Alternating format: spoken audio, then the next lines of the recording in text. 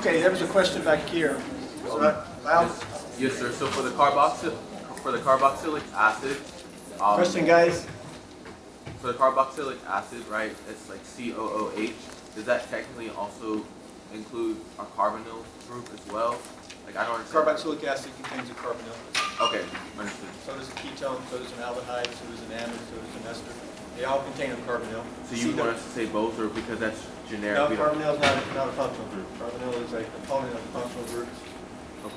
If you ask for a functional group, carbonyl is never the answer for me. Okay, guys, let's get started. Any questions? Any questions about lab this week? Good to go? Okay, hybridization. We have our green sheet where we left off.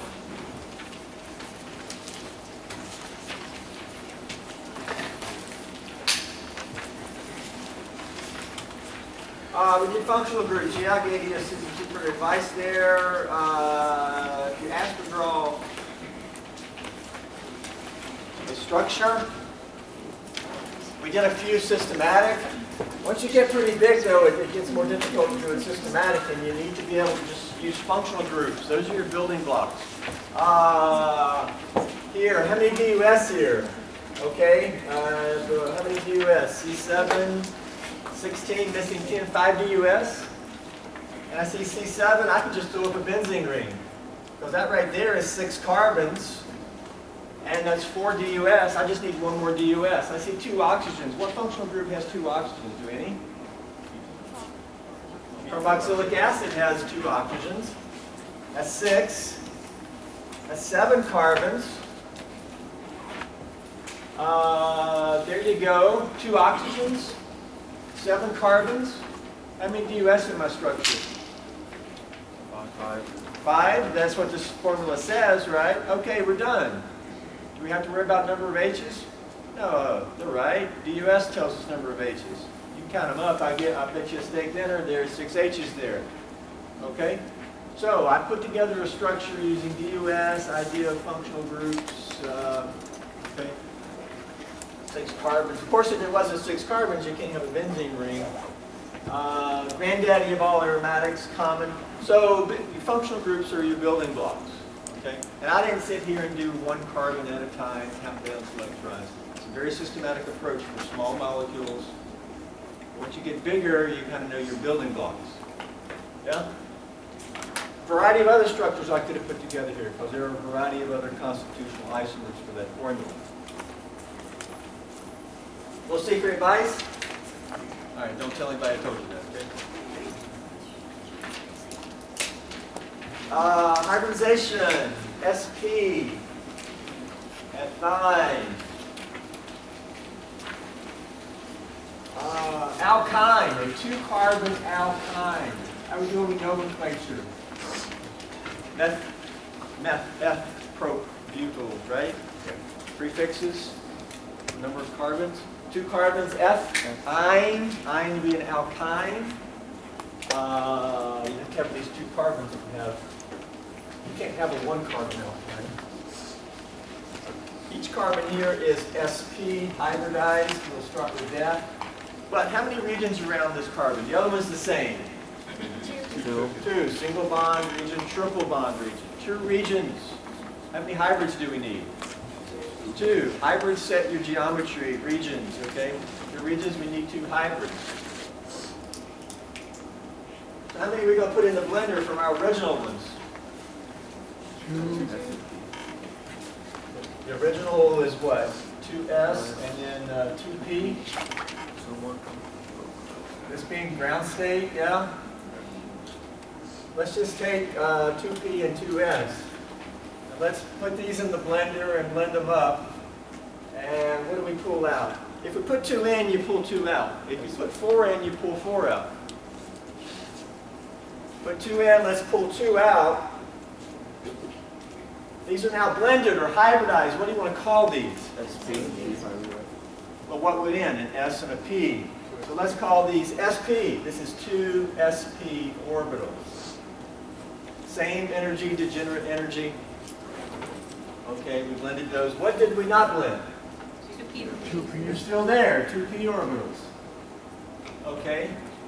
What do these look like? Well, in between p and s, we'll look at the relative shapes of these orbitals in a second on the back page.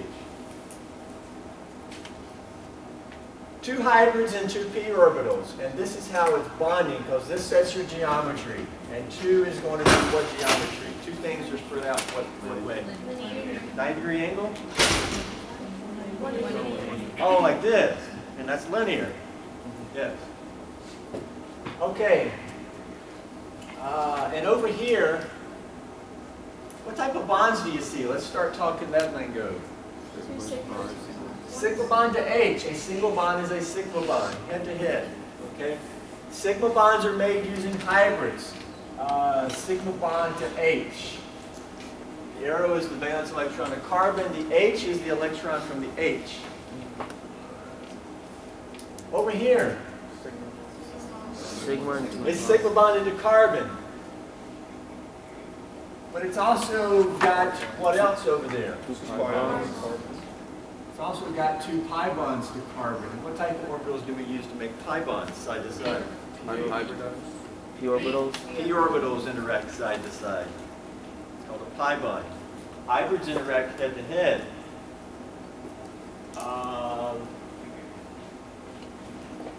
4 valence electrons of carbon are the arrows. And then it needed to make 4 bonds. And now all those orbitals there are filled. The second shell is filled. It's 2 of those orbitals are hybridized. If we draw the carbon here, we have 2 hybrids. We can draw one this way. Again, it may look like a P or what. We'll look at relative shapes of these. Back lobe, but let's don't draw the back lobe because it gets cumbersome. There's one of them. The other one is directed how? This way. Okay, it's like this. 2 orbitals, linear, opposite, most room. This is a, what type of orbital? This is an SP. That's an SP, yeah. 2 SP orbitals, linear. This one's interacting with what? S orbital. A hydrogen 1s. That's a 1s. There's 2 electrons here. I'll draw them both as arrows. Over here, I drew one as an H. Here's the magic of the 2 electron covalent bond. What is a bond? It's really 2 orbitals interacting. What orbitals? An sp and an s. And they interact there. Now it actually becomes a more of a single orbital, molecular orbital. We're not going that far yet. We're just going to say that these are atomic orbitals that are interacting. One of them is a hybrid orbital. They're interacting to make a magical thing here, covalent bond. Okay? And we illustrate that with that simple dash. What is this orbital interacting with? We have an identical carbon over here. Same type of setup. It's got a hybrid this way and a hybrid that way. Well, guess what? Right here, head to head, we've got 1 electron from this carbon, 1 electron from the other carbon. I'm showing that right here. Here's your other sigma bond, head to head of 2 hybrids, sp and sp. We can finish this up. That's an H just like over here. Let's concentrate on 1 carbon. What else is on this carbon? 2 p orbitals. One of them is in the plane of this plane. I'll draw it a bit longer than the hybrids because it actually is. Well, guess what? This carbon is the exact same. It has the same thing. And these are interacting. That's a p orbital, right? These are interacting side to side, but it is above and below that plane. That's 1 pi bond.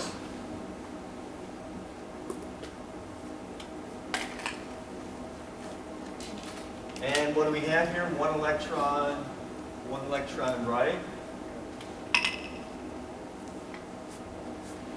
Again, it looks like those orbitals are so far apart. How are they interacting? Well, it's side to side. They are, in real life, they're close enough. But guess what? That is a weaker bond. This is a weaker bond than head to head. Head to head is stronger. You might think that there's less contact between orbitals because it's just tip and tip. You might think, well, isn't that more contact? Well, perhaps so. but maybe it's the distance, so they can't interact as much. I'm telling you, a sigma bond is stronger. These pi bonds are weaker.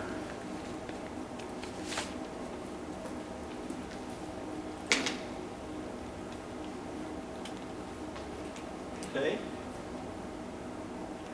Of course, a bond is two electrons, right? Interacting. Two orbitals. What is an orbital? It's a description of an electron. What else is on this carbon? Another p orbital.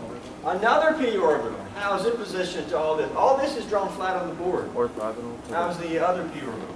orthogonal to the red p orbital. It's actually coming straight out towards you. Half straight out, half back. If the board is here, okay, then the p orbital is like this. Half towards you and half back. It's turned, it's orthogonal, perpendicular to everything else that I originally drew here. That's hard to draw, okay? I can just hold it here. This has a p orbital sticking straight out. There it is. And again, half of it's behind the board. Well, that's identical. It has one too. And these interact side to side. This is just turned, because the other two were like that. Turned side to side. How can I draw that? Well, it's difficult, particularly. Sometimes you just see it sort of drawn up here. And it gets a little cumbersome. Here's where you need to look in the textbook where they have more of a very nicely with different colors and things. Okay, you have to see the 3D nature. But keep in mind, it's like these are sticking out here. But those are interacting, where is it at? It's this, it's like this and that. And this and that, okay? That's a P. That's a P. You kind of got to see that. Of course, each one has an electron, right? Interacting. And that's the second pi bond. And so how many bonds do we have between these two carbons? One sigma and 2 pi. 2 pi's. That's one sigma and 2 pi's. Here we go. Here's your triple bond. One sigma, 2 pi's. Sigma made using the hybrids.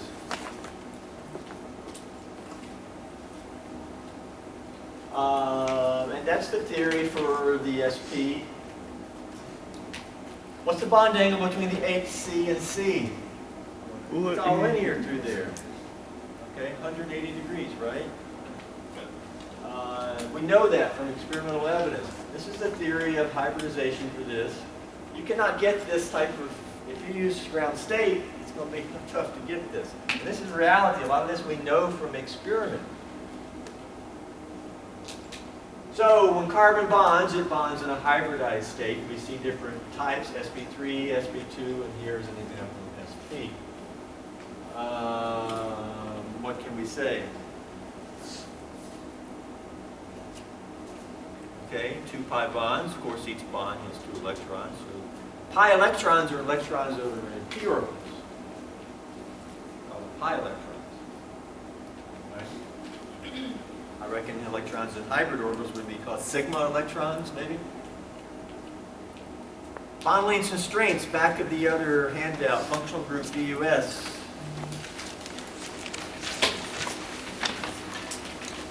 There's look at what the hybrids look like relative to each other, compared to each other.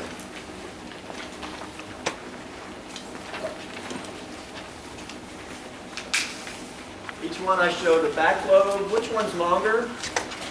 Well, SP3. Why is it longer? It all has to do with what went into the blender. If 3 scoops of chocolate go in the blender and only 1 vanilla, your mix is going to be more chocolatey, right? Okay? To get this hybrid, you put 3 P's in. Well, P is longer. Do I agree? P is long, dumbbell. S is rounder and it's shorter. It's not as long, elongated. More P is going to be longer. Correspondingly, another way to say this, and the other way more common, is less S character. This is 25% S. Well, it's 1 S and 3 P's.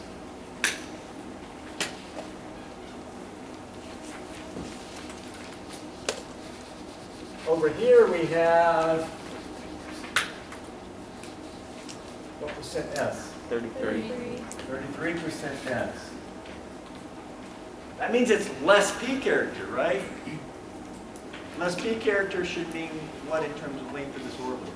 Smaller length. Shorter. You got less of the long type that went into the blender.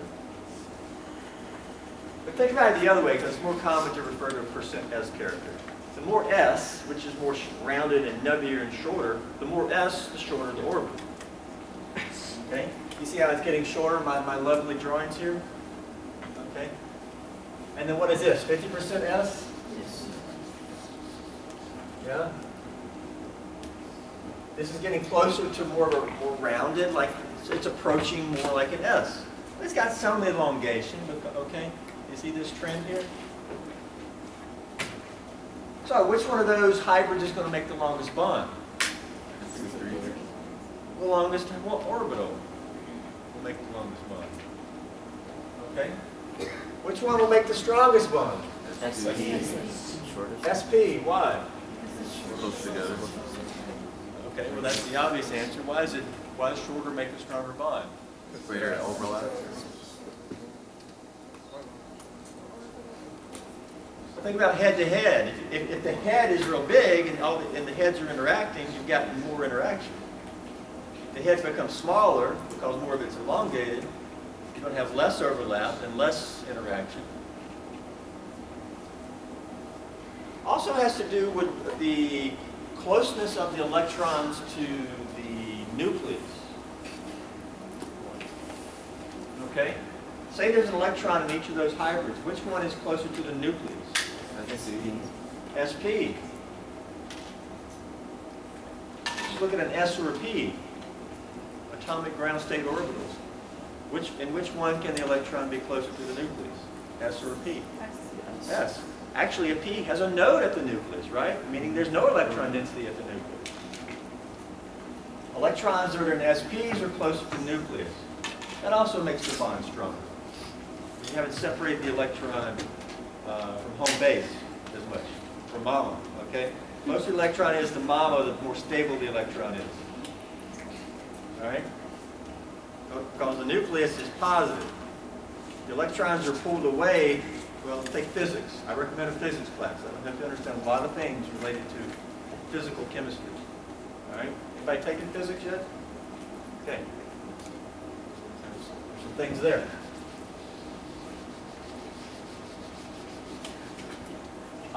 Okay, so let's see the consequences of some of this. This table from another textbook. I like to give you tables from other textbooks. Give you more for your money. Okay? Then you can look at the one in your textbook and compare them. And that makes you have to turn your brain on. Right? Because if everything is all easy, it's like, oh, this is good, and then the test comes, oh, it wasn't so good. All right?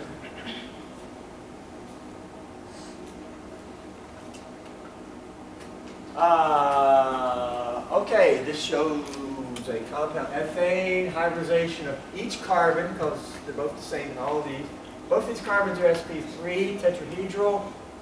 Bond angles around the carbon are 9.5. We know they can deviate a little bit.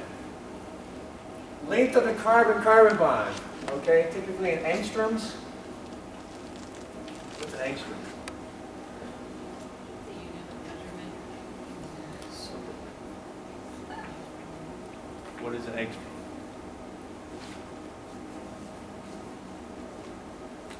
And that 10 to the negative 10, is that right?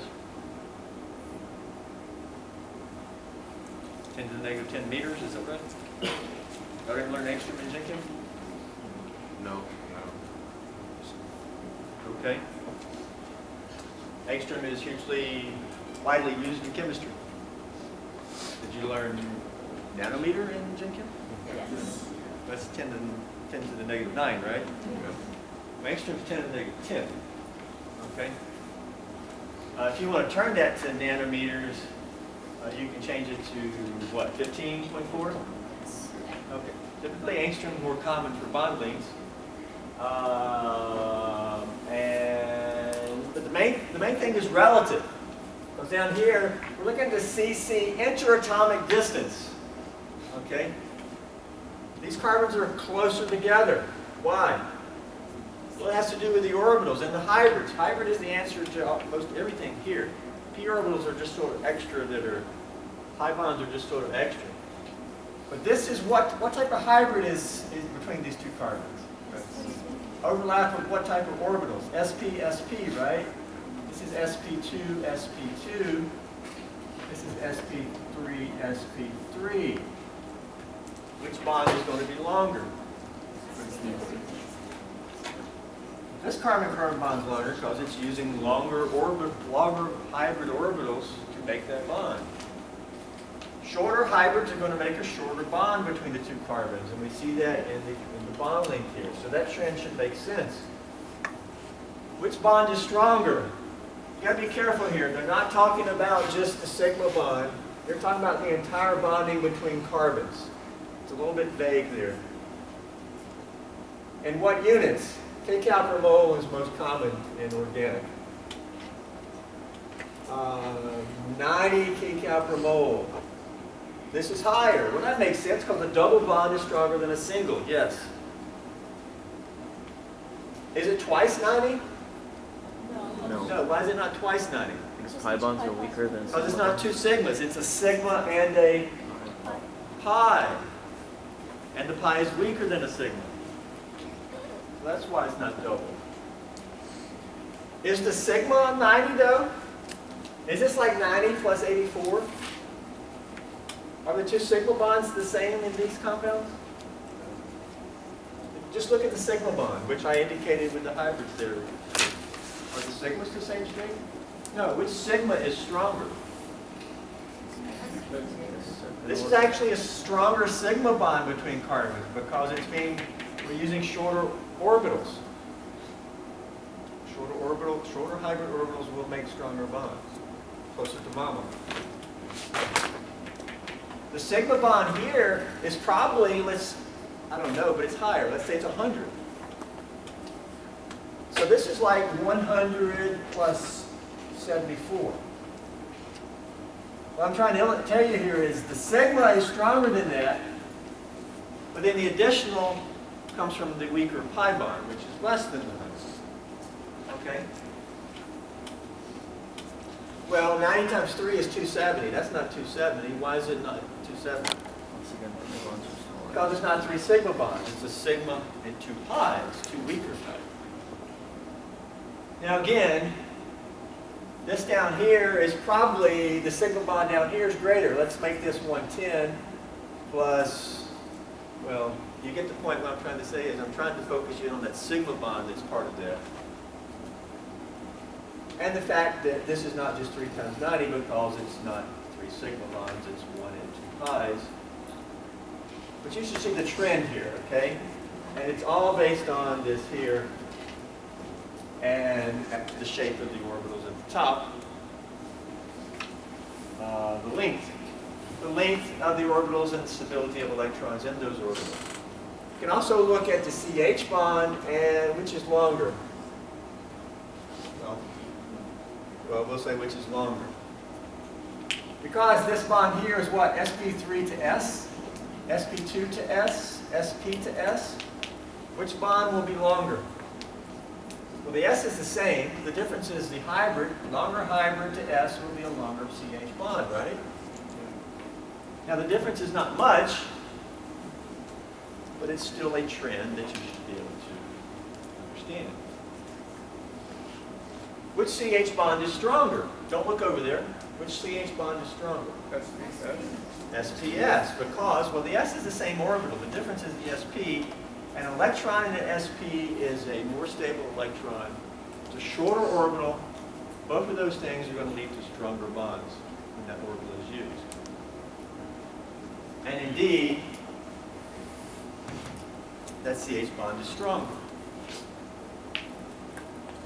So I think everything up there is based on what type of hybrid is being used.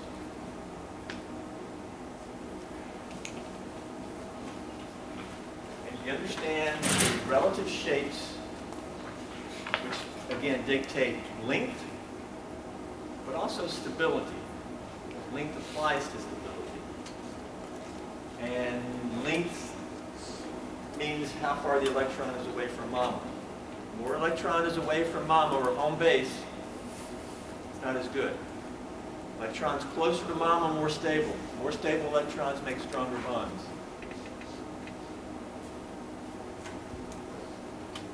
Okay, let's look below and let's see where we're at. It's always a good thing to do. Other hybridization examples, carbocations. Let's do that first and then we'll be looking below, see how we did on those questions there. And when I'm erasing, good. Again, look in your textbook. Maybe at some point I'll put up a better drawing of this. Okay. Questions?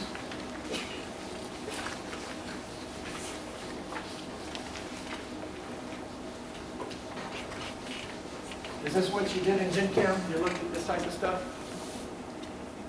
I would say at least half of this. Sort of building upon it, but yeah, kind of things from Gen Chem. Orbitals, stability, electron stability, orbital length. Yeah?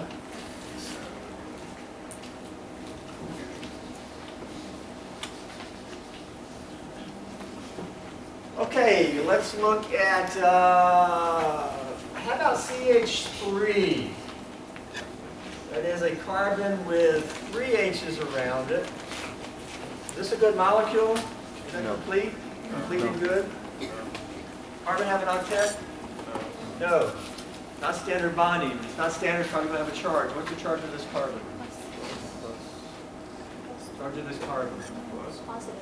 You should be able to determine a charge, and the charge here is positive. Okay? This is a carbon that is a cation. I agree? It's called a carbocation. Carbocation, we'll see lots of them. Carbon doesn't bind being plus. Carbocation. What's the hybridization geometry etc. of this carbon? Hybridization. How many regions around this carbon? 3. 3 is what? So it's trigonoplanar, and all that is what in terms of hybridization? sp2, right?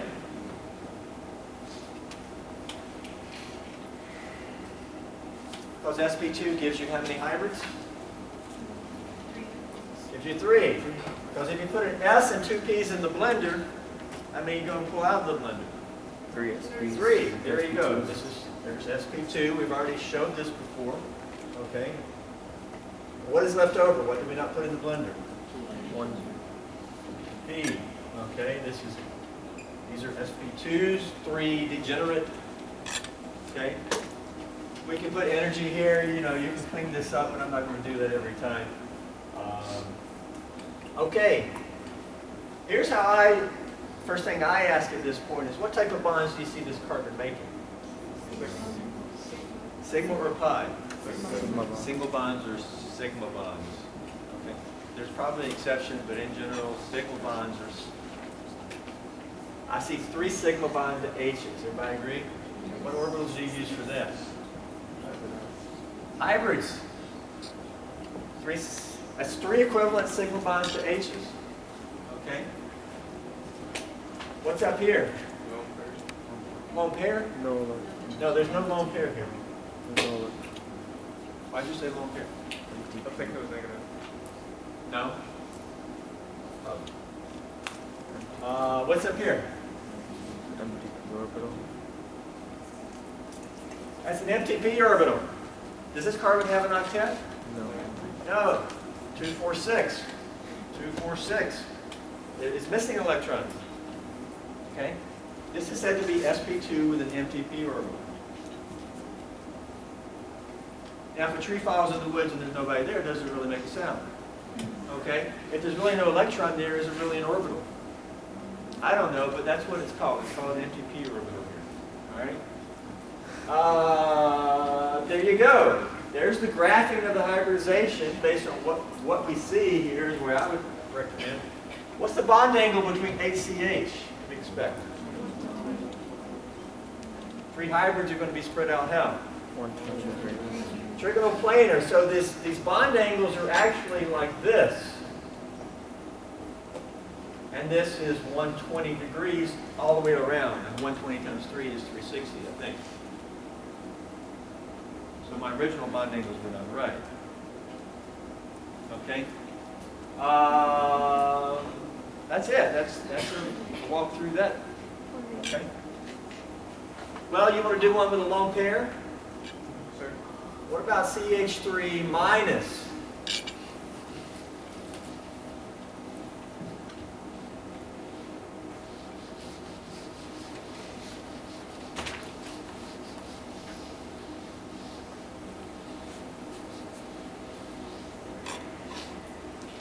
Now, for this to be minus, Two. it's going to have a lone pair. You can do valence electrons. How many valence electrons are here? We can do it that way. Carbon is 4. Each H is 3. That's 7. But it's minus, which means it has an extra electron. So that makes it 8. 8 valence electrons. Right? Well, if I just do 3 bonds, 2, 4, 6, I need to put 2 more electrons up there. Lone pair gives you 8. Okay? Systematic approach if you want. Charge of this carbon. Now it's negative. We already told you. We hope they can do a charge. It owns 1, 2, 3, 4, 5. It owns 5. It's only supposed to own 4. It's got 1 more than it should. That's why it's minus. Okay, hybridization of this carbon. P3. Why sp3? Four. 4 regions, 3 bonds and a lone pair. Since it's sp3, how many hybrids do we have? Yes. How many p orbitals? None. Everything went into the blender. We blended the S and all 3 p's, and we made 4 identical hybrids here. There's no p orbital left over. What type of bonds do you see? Sigma bond to H, sigma bond to H, sigma bond to H, and what? And a lone pair. LP is sitting in one of the orbitals.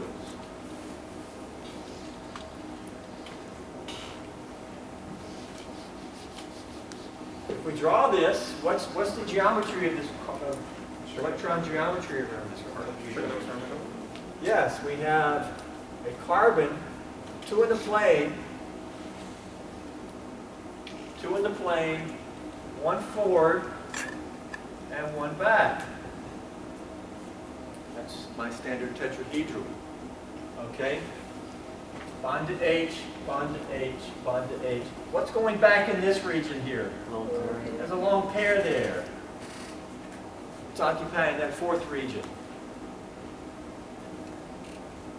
What is this really? This is 4 orbitals around the carbon. That's 1 orbital. Let's put in the orbital here. There's that hybrid, the 4th one. What's it interacting with out here? Nothing. Nothing. It's a non-bonding pair. We call it a lone pair. That orbital is there occupying that space. It's just not interacting with anything out there. The other 3 hybrids are interacting with an s orbital to make a CH bond. Okay? That orbital still occupies the space. So with the carbocation, we have the sp2 orbitals, right? So the diagram be the same with the sp2 orbitals connected to the hydrogen x orbitals. Where to draw it out? What do you mean? It would be the same? So same as in like similar to the other sp2 diagrams that we do. Yes, what we showed previously applies to everything. Okay. Yeah. I mean, an sp2 is going to be an orbital that will interact with some other orbital. Yeah. I mean, it's the same. We showed it all. How is hybridization looking at expanded octet? We're not going to do expanded octet hybridization. We're not going to bring in d orbital. But you can have like sp3d, where the d orbital is blended into. But we'll save that for another class. Okay. We're not going to deal with d orbital. By the way, you can also have sp2.5, sp2.6. We're just going to do 2 and 3. We're not going to really anything. If it ain't 109.5, then it ain't sp3. Okay, like ammonia is really 100-degree bonding between H and H. Okay, and thus it says it ain't sp3. It's like sp 2.8 or something.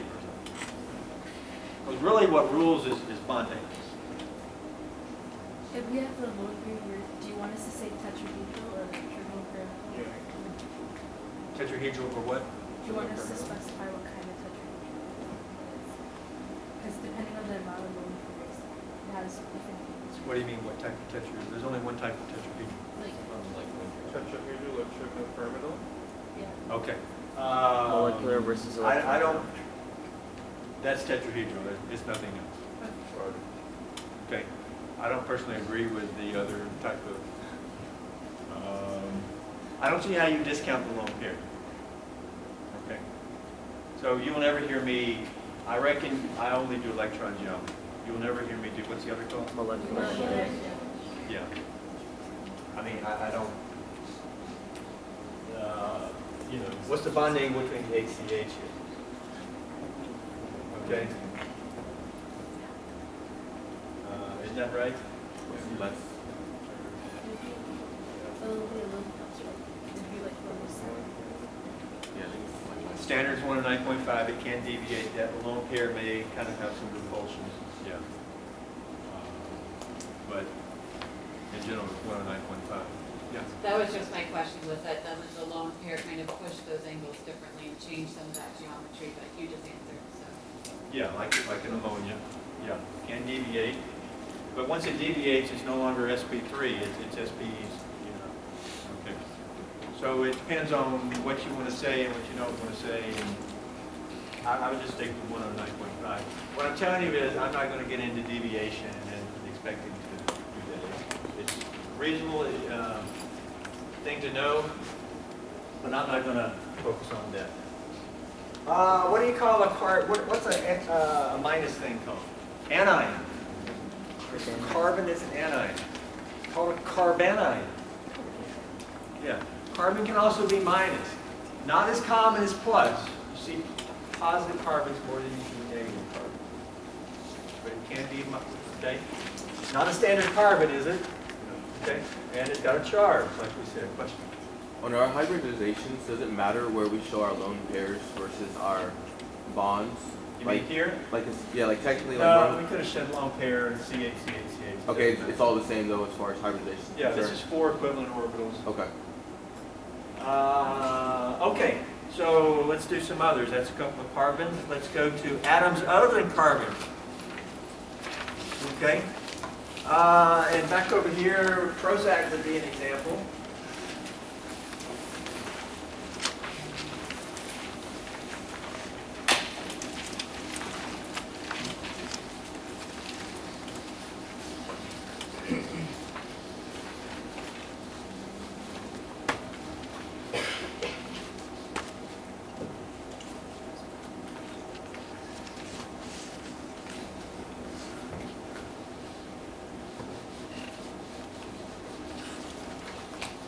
Let's look at the ones in the syllabus handout, because they give us a little more variety there.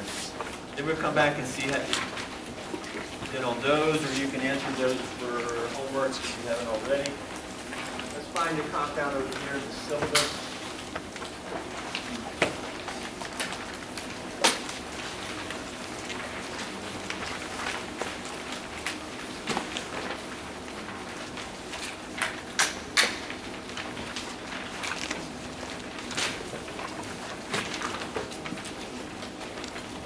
How about flavix? This nitrogen here in flavix. First off, we know there's a lone pair there, right? It's a neutral nitrogen. What's hybridization of that nitrogen? sp3. It's no different than carbon, okay? Actually, atoms don't have an N stamped on their back, okay? All right? The same questions are there. And the answer is sp3. I got 4 regions around it. That nitrogen is sp3. And I'll do this sort of just quick enough to show it here. What type of bonds do you see that nitrogen making? 3 sigma bond. Sigma bond to carbon, sigma bond to carbon, sigma bond to carbon, and what? Lone pair, okay? This actually looks just like the carbanion we just drew, right? The carbanion there was minus. These two are isoelectronic. But see, nitrogen is supposed to have one more electron. And when it has one more electron, it's neutral. But when carbon had one more electron, it was minus. Okay? I mean, that's it. That carbon. And so the a common question is, what type of orbital is that lone pair in? It's sp3. Well, that's the choice, and there it is right there. It's an sp3 orbital. Okay? You need to know where your lone pairs are at. What type of orbitals they're in. All right? How about over here? How about the oxygen? Let's stick here. What's the lone hybridization of this oxygen here? We know there's 2 lone pairs. Everybody there? Yeah? How many regions around that oxygen? 3. Lone pair, double bond. 3 regions is what? sp2. 3 regions. We got a p orbital here, right? Left over. What type of bonds do you see that oxygen making? 1 sigma, 2 pi's. I see a double bond. And a double bond is going to be what? 1 sigma 1 pi. and 1 pi. Just like if it was a carbon-carbon double bond. Okay? I see a sigma bond to carbon and a pi bond to carbon. Pi bonds are made using p orbitals. And all together now, what is that? The Double bond to carbon. What else do we have on the oxygen? Lone pairs. 2 lone pairs. They are sitting in your hybrids. And so both of these lone pairs here are sp2. They both are.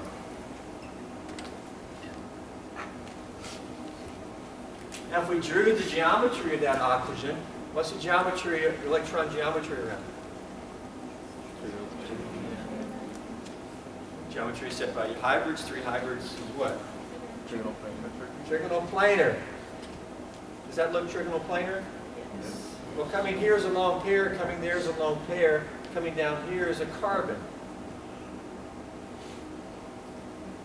This is orbitals here, but I drew this as, yeah. I mean, that's an orbital with a non-bonding lone pair. That's an orbital with a non-bonding lone pair. This is an orbital, but this orbital is interacting with this carbon. What else is on this oxygen that's not shown here? Or a p orbital. We can add the p orbital to it. But guess what? This carbon down here is also sp2 with a p orbital. I'll just show its p orbital. And guess what? Those 2 p orbitals are interacting to make pi bond between the O and the C. And how many bonds do we have between the O and the C? Sigma and 1 pi. Okay? I mean, you can make these 2 orbitals here interacting. You can do all that we've done before. That's what you have here, because the oxygen and carbon both have p orbitals. This is just for the oxygen. We could also do a graph of the carbon. 2, 4, 5, 6 valence electrons of oxygen. We made 2 bonds. Now we have a field octet. Trigonal planar, everything's there, yeah? Okay, what's the hybridization of this nitrogen? sp3. Got a lone pair, right? What's hybridization? No, it's not sp3 here. This is an exception. Anybody know? It's sp2. This nitrogen is an exception. Very important. Hugely important. Okay. Even though there's 4 regions, it's sp2. Why? We'll answer that. First thing is, first off, since I'm telling you it's sp2, let's just start there. And sp2 is going to look like this, right? Yeah? An important question is, what type of orbital is that lone pair in? Let's get there. First off, what type of bonds do you see that nitrogen making? Only sigma bonds. Single bonds, and sigma bonds to carbon. I see that nitrogen making sigma bond to carbon, sigma bond to carbon, and sigma bond to carbon. Okay, $1 million question. Where's the lone pair? In the EM. There's only one place it can be. It's right here.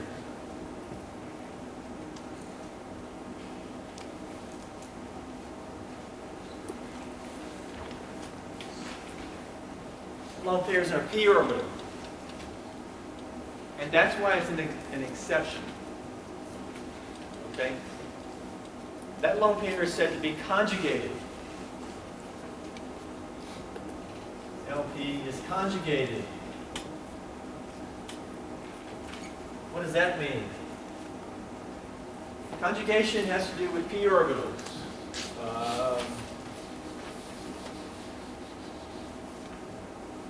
Look next door over here. Erase some of this. This carbon has a p orbital. And it's sp2 with a p orbital. sp2 with a p orbital. Actually, every carbon in that ring has a p orbital. And when every carbon in the ring has a p orbital, that is, right, aromatic. Right? Definition of aromatic on the side over there? Okay. Yeah. Well, that's a starting definition. But every ring has a p orbital. But most importantly, right next door. And all these p orbitals are interacting. If the answer was sp3, would the nitrogen have a p orbital? No. The original answer was sp3. Nitrogen would not have a p orbital. Then he would not get to play the p orbital game. It'd be like, wow, I want to play this p orbital game. So instead, the lone pair moves into a p orbital. With the lone pair there, these are supposed to be similar size. Now we get some interaction of that p orbital with the adjacent one. And that's why it's an exception. It allows for that. It allows for conjugation. P orbitals interacting, that's called conjugation. And if we put the lone pair in the p, I say we put it, we didn't do anything. That's how the molecule likes to exist. Okay? It's like I typically, when I sit down, I'm like this, but when I ride in the car, I put my elbow here. Why? Because I got a little support, and that's how I ride. Okay? So it made me change my usual because the stability of this p orbital overlap makes the nitrogen go to a unique hybridization, just like this, the lone pairs in the p orbital. The take home is written here. Anytime a lone pair is next to a p orbital, anytime a lone pair is next to a p orbital, that lone pair will want to be in a p orbital so it can be conjugated. Assuming the new p orbital can align with the adjacent p orbital. Assuming that this p orbital can align with the adjacent one. In most cases it can, but there could be some exceptions. Because if it can't align with it, it ain't going to want to do it.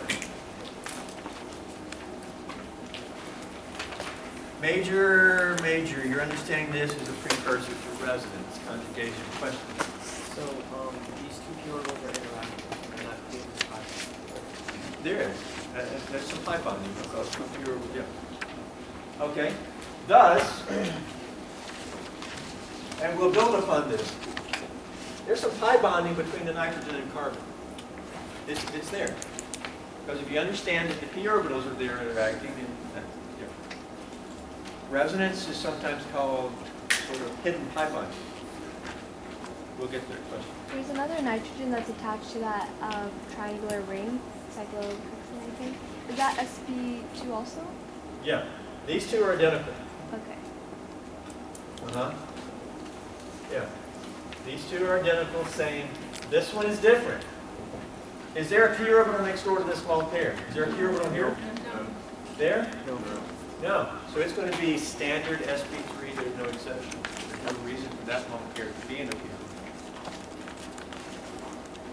This is sp3. These two are both p orbital. Lone pairs conjugated both of those. What's hybridization of this oxygen here?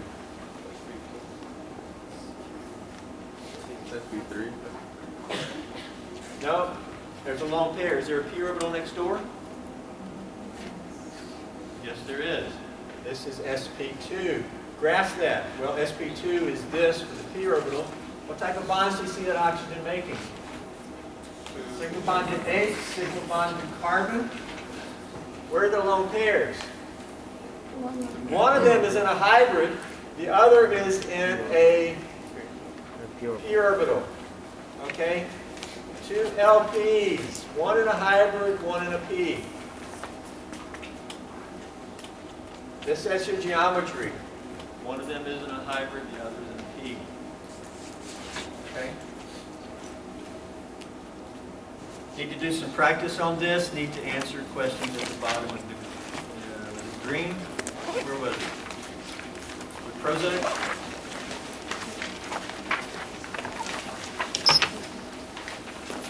Oh, back over there, yeah. Rotation, N in the O.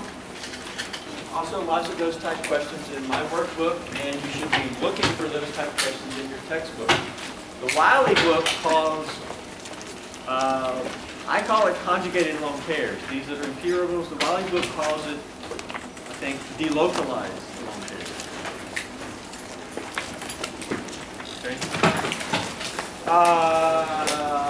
We good?